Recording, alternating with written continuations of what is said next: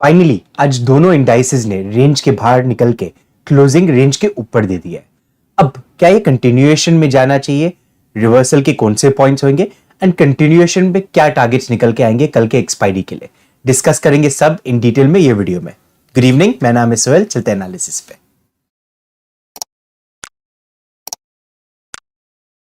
Nifty का closing मिला है 18,015 के लेवल्स पे।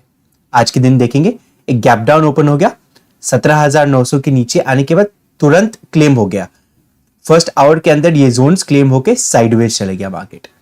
अब अक्सर हमेशा मैंने बताया हो कि जब भी मार्केट साइडवेज चले जाता है, स्पेशली ऑन वेडनेसडे और फ्राइडेज के दिन पे, तो ये ब्रेकआउट आने के बाद एक अच्छा decent move towards the last hour market दे सकता है।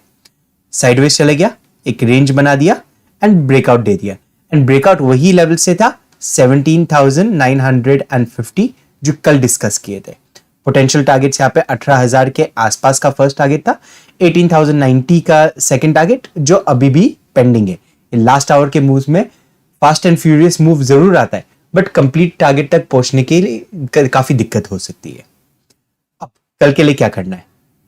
देखिए, कभी यही जोन्स के अंदर कहीं पे ओपन मिल गया, सो 17,970 से लेके 18,034 के लेवल्स, ये 60 पॉइंट के रेंज में कहीं पे ओपन हो गया एंड 18,030 18,040 का रेंज तोड़ना शुरू करता है, तो मैं निफ्टी को बाय करना पसंद करूंगा।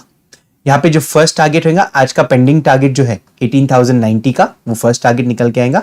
सेकंड टारगेट 18,160 का निकल के आएगा।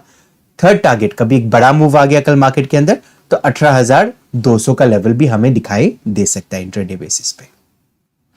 अब ये कंप्लीट जो मूवमेंट है, इसको नल एंड वॉइड कब कह सकते हैं? तो दो केसेस में यहां पे मूवमेंट इनवैलिडेट हो जाता है। एक, कभी गैप डाउन ओपन मिल गया 17,900 के नीचे, या तुरंत ओपन होने के बाद सेल ऑफ आ गया तो ये केस में ट्रेड कैसा करना है?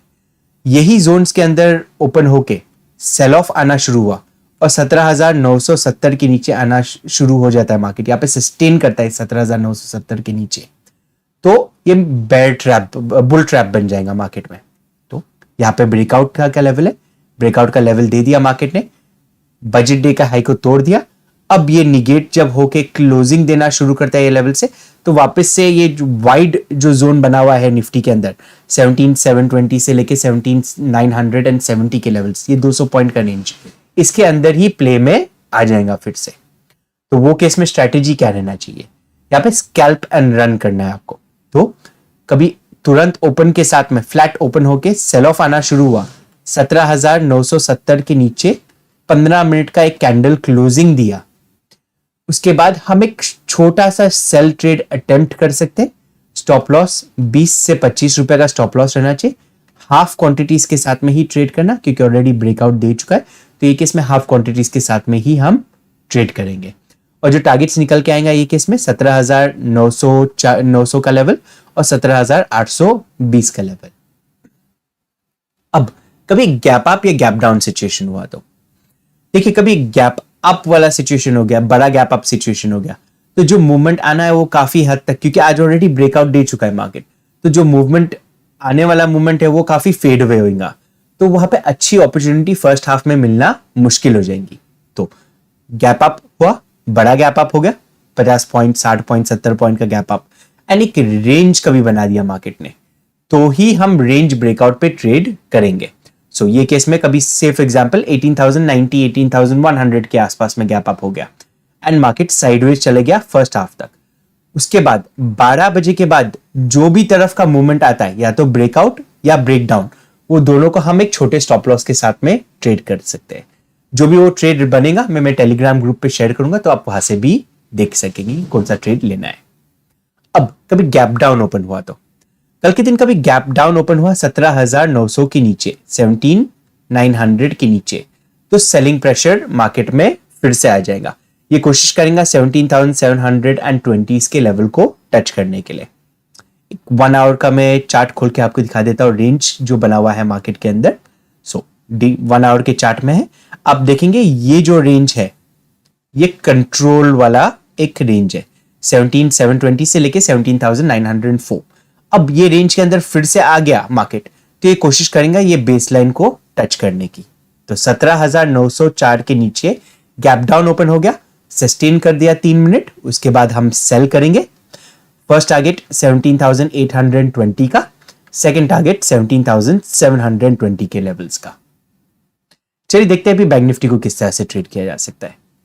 बैंक निफ्टी ने भी आज एक ब्रेकआउट दे दिया है, 41,731 पे क्लोजिंग दिया है। 41,724 का हमारा ब्रेकआउट लेवल था, तो neck to neck breakout level के आसपास में ही उसने क्लोजिंग दिया है। ये बैंक निफ्टी का 1 आवर का चार्ट है, इजी रेफरेंस के लिए आपको दिख जाएगा यहाँ पे। एंड काफी दिनों से 6 फेब से लेके अभी तक, जैसे कल भी डिस्कस किए थे, 41,205 से लेके 41,720 ये लेवल के बीच में ट्रेड किया है। अब ये निकल के आता है 500 पॉइंट का रेंज। तो प्रोजेक्शन क्या कर सकते, कितना हम एक्सपेक्ट कर सकते हैं ऊपर की तरफ का मूवमेंट कभी कंटिन्यूएशन में आ गया तो जितना ये बड़ा रेंज है इसका आइडियली 2x तक हमें एक प्रोजेक्शन मिल जाता है, बट कम से कम 1x का तो भी हमें एक मूव मिल सकता है। तो यहाँ पे 41,720 के ऊपर निकलना शुरू हो जाता है। अब यहां से 500 पॉइंट लेके चल सकते हैं, 42,200 42,200 के आसपास तक के हमें टारगेट मिल सकता है कल के दिन पे। प्लान क्या रहेगा, फ्लैट खुल गया मार्केट एंड 41,730 740 का लेवल तोड़ना शुरू कर देता है, तो हम बैंक निफ्टी को बाइंग करना पसंद करेंगे, बट हाफ क्वांटिटीज के साथ में। यहाँ पे हाफ क्वांटिटीज का इनिशिएशन ये लेवल पे करना 41,730 41,720 के बीच में। जो बाकी का जो हाफ क्वांटिटी है वो 41,800 के ऊपर हम ऐड करेंगे। सो 41,800 के ऊपर हम ऐड करेंगे बाकी हाफ क्वांटिटीज। फर्स्ट टारगेट यहाँ पे निकल के आएगा 42,015 का लेवल। सेकंड जो टारगेट निकल के आएगा 42,200 का लेवल, इसका जो प्रोजेक्टेड जो लेवल है उतना। जो फाइनल टारगेट निकल के आएगा वो 42,500 तक का निकल के आएगा। यहां से ऊपर 42,000 के बाद कोई रेजिस्टेंस एज सच मार्केट में है नहीं बड़ा, तो हमें एक अच्छा डायरेक्शनल वाला मूव मिल सकता है। अब वापस से 15 मिनट के चार्ट में देख लेते कि कौन से लेवल्स पे यहाँ पे फेलियर एक्सपेक्ट कर सकते हैं।